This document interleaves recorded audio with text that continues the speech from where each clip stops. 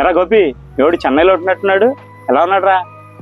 నీకు తెలిస్తే కదా, మా వాడు బీటెక్ లో ఉండగానే ప్లేస్మెంట్స్ లో జాబ్ వచ్చింది. తక్కువ జీతం అయినా కానీ జాయిన్ అయిపోయాడు.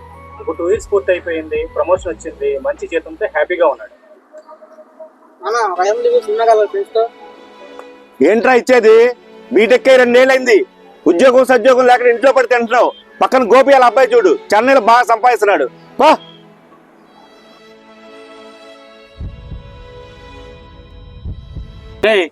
తప్పు నీదే. 2 ఏళ్ల క్రితం కూడా గోపి వాళ్ళ అబ్బాయి లాగా మీ అబ్బాయి కూడా క్యాంపస్ లో సెలెక్ట్ అయ్యాడు.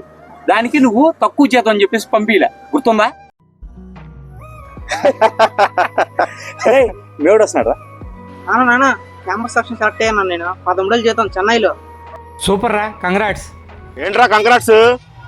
రేయ్, నువ్వు చదివిన చదివేంటి, చేసే ఉద్యోగం ఏంటి? ముష్టి 13,000కి చేయాల్సిన రైతు కాదు మంది. ₹1,00,000 వస్తేనే చెయ్యి. ఇంటికి పో. తప్పు నీలో పెట్టుకుని మీ అబ్బాయిని తెస్తావేంట్రా? చాలా మంది తల్లిదండ్రులు నీలాగా ఆలోచిస్తున్నారు. తక్కువ జీతాలని చేసి పంపించట్లేదు. ఎవరు కూడా అనుభవం లేని ఎక్కువ జీతాలు ఇవ్వరురా. స్టార్టింగ్ ఎంత వచ్చినా జాయిన్ అయిపోయి ఎక్స్పీరియన్స్ బట్టి జీతాలు పెంచుకుంటా ఉండాలిరా. ఆ రోజు గోపి లాగా నువ్వు కూడా పంపించుంటే మీ అబ్బాయిని, ఈ రోజు నీకు పరిస్థితి వచ్చేది కాదు. అవునరా, నువ్వు చెప్పింది కరెక్ట్. ఈసారి ఎంత చిన్న జీతమైనా సరే వాడిని పంపిస్తారా? చాలా థ్యాంక్స్ రా.